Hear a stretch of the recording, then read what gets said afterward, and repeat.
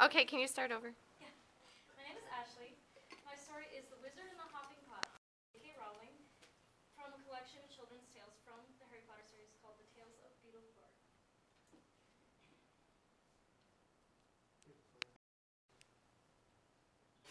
Okay. There once was a kindly old wizard who used his magic generously and wisely for the benefit of his neighbors. Rather than reveal the true source of his power, he pretended that his spells, charms, and antidotes sprang ready-made from his little cauldron that he called his lucky cooking pot. People from miles around came to him with their troubles, and the old wizard was happy to give his pot a stir and set things right. This well-beloved wizard lived to a goodly old age and then died, leaving all his chattels to his only son, who was of a very different disposition than his gentle father. Those who could not work magic were, to his mind, useless, and he often quarreled with his father's habit of dispensing magical aid to their neighbors.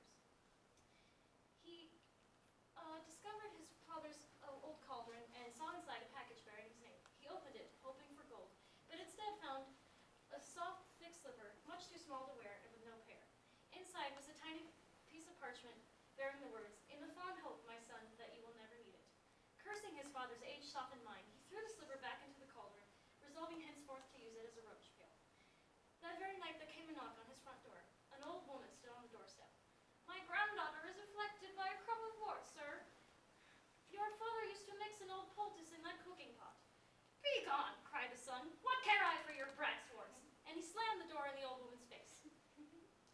Just then there came a loud clanging and banging from his kitchen. The wizard lit his wand and went to see what it was. He's discovered his father's cooking pot. It had sprouted a single foot abreast and was hopping up and down, making a horrible noise on the flagstones. The wizard approached in wonder, but fell back immediately, seeing that the whole of the pot's surface was covered in warts.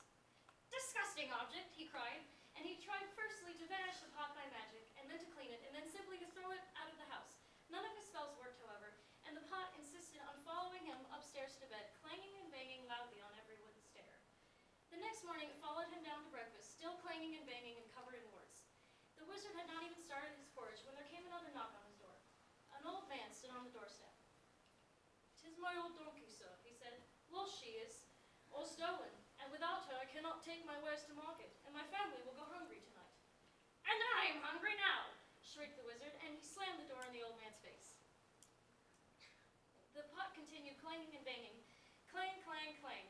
Only now its clamor was mixed with the breeze of a donkey and human groans of hunger, echoing from the depths of the pot.